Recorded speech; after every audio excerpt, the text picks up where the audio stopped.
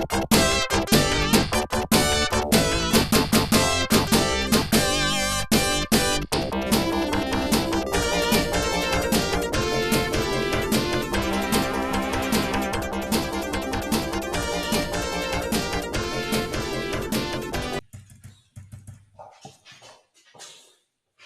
right.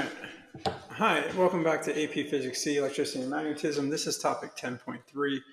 So in the first two videos, we talked more about those conditions for electrostatics with conductors. Here, what we're going to talk about is capacitors. Right? So capacitors contain conductors. That's why we also talk about them here. But again, we're going to focus on the potential. We'll also talk about some of the E field between the capacitors. Or the plates of the capacitor. And then what we'll do is we'll talk about special types of capacitors in the last video, which is dielectrics. Where technically what we're going to talk about in this video is actually one of the ones from the next video, but it has has a certain dielectric material in between. But we'll get into that here in a second. All right. So in AP Physics, a lot of what is talked about, for some reason got fancy again with my entrances. So what we talk about here are parallel plate capacitors. So what happens is you have two plates, typically of the same size, same shape. This way you can avoid anything to do with like end issues.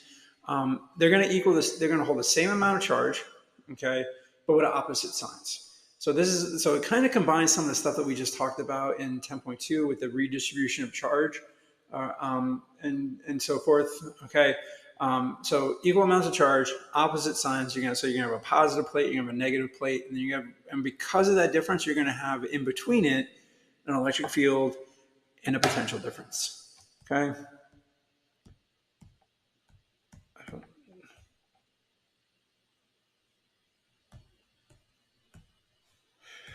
I don't know what is going on with my. There we go.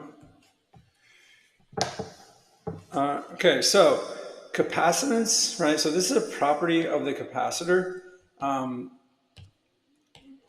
And so what it does, it relates the charge stored on each plate to the electric potential created by the separation of charges. So it's actually a ratio. And there's a couple ways you can calculate this. So the way they describe it in this definition is C equals Q divided by delta V. So C is the symbol for capacitance. Capacitance is measured in farads. Okay, named after Michael Faraday, who did a lot of work with electromagnetism. But you can also find the capacitance of a material, right, or of a capacitor if you knew certain information. All right, so if you knew the area of the capacitor or the plates of the capacitor and the distance between them, you can easily solve for the capacitance as well. Okay, this is not a K, right? So this is actually the lowercase kappa.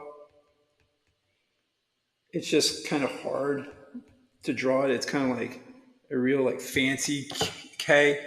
What that is that's called the dielectric constant, right? So this fancy looking K is equal to the dielectric, and it's a constant value for materials, okay? And each material has a different dielectric constant. For us in this particular video, the dielectric constant for our parallel plate capacitors is going to be 1, because that is the dielectric constant for air, okay? That's what separates capacitors to dielectrics. Capacitors, they have their dielectric material in between the two plates is simply air. We will run into other scenarios, and I think in the dielectric video, it uses oil. Okay, so you can have a ton of different materials that sit in there, but the main thing is they're non-conducting materials. Okay, what it does is it just gives it essentially the electric field a path to go between the two plates. All right, so because there's an electric field, we can do a calculation for it. So the electric field is going to be uniformly distributed, right? Technically, there are going to be some weird distribution around the edges of the plates, but a lot of times the AP test doesn't focus on that. Now, as I say that, because they're changing their thinking, maybe this year they do that. All right. So to calculate the electric field between the plates, it's Q, the amount of charge on each plate. Now remember, one's going to be a positive plate, one's going to be a negative plate. Epsilon naught over the area. Okay. Another way, and this comes derived from Gauss's law. Another way to calculate the electric field is sigma over epsilon naught. Okay, so something to remember is that this right here is sigma. Okay, but in actuality, that is derived from Gauss's law, right? So remember, EA equals Q over epsilon naught. You do a little bit of algebra, you get E equal to the first version there, Q over epsilon naught A. But again, Q over A is simply sigma. Okay, we'll look at another one here in a minute. Okay, so the electric potential. So because we have potential, a potential difference, we can store potential energy. Okay, and again, potential energy goes back to being the work exerted by an external force to separate that charge on the capacitor. So if I have to move, right, uphill versus downhill, then we have an electric potential energy or potential difference.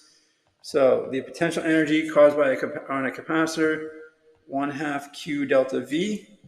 And this is an equation that you can substitute in, like, what does Q mean? What does delta V mean, right? So if you look at this right here, so C is Q over delta V, right? Q is delta V times C, or C delta V. And then you can also do this for delta V, which delta V is equal to Q over C. But what I can do is take each one of those, right? So for example, I can take Q, right, this C delta V, and substitute it in here, and I get 1/2 C delta V squared. But then in a completely different method or technique, I can take delta V and plug it in there, right, leaving Q alone, and I end up with 1/2 Q over, Q squared over C. So each one of those equations there is how you can calculate for electric potential energy or potential difference, right, in a capacitor. All right, so let's look at an example. Again, a lot of times in diagrams, they show it as a rectangle or a square, but sometimes you can be right onto a circular parallel plate capacitor, as in this question right here. Okay, so a capacitor with a circular parallel plates of radius r that are separated by distance d. Okay, so I know my picture has A, so I'll change it to an R. What would be the capacitance in terms of C? Okay, what would the capacitance be if the plates had radius 2r and were separated by a distance of d over 2? Okay, so this distance here is d. So you have a couple ways you can actually tackle this problem. Okay, one is to figure out what is the capacitance right now, and then substitute in 2r and d over 2 into the capacitance equation and see what number pops out in front.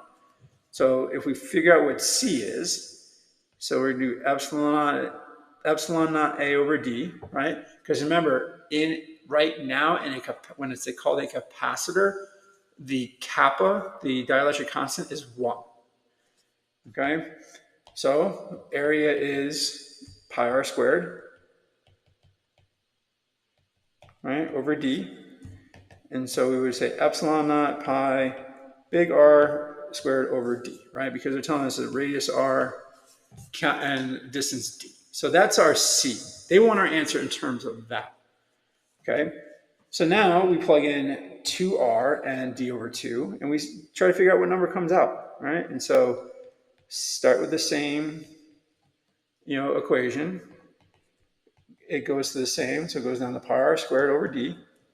And now I substitute in 2R into my R squared, but then D over 2 into my D. So what happens, this 2 pops up top here. This becomes 4R squared, and then I have 2 times 4, which becomes 8. So C nu, right, we'll call it N, is equal to 8 epsilon naught pi R squared over D. But this is C, because they want it in terms of C. They don't want in terms of, epsilon naught pi r squared. So again, test taking strategy, make sure you're following that. Put it in the answer or the letters that they want. So C nu would be 8 times C0. We call this C0 over here, right? So there is, right, in terms of C. Now, there is a slightly, I'm not saying an easier way, but a different way to tackle this. If you remember, you may have had a teacher talk about the factors of one method. Oh, forgot the one. Just went right to one, M. Oh, that's orange, not green.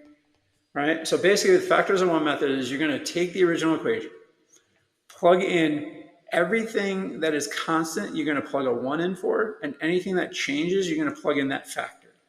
And then again, the number that this C changes by will pop out in the end. Okay, so we're going to start here, right?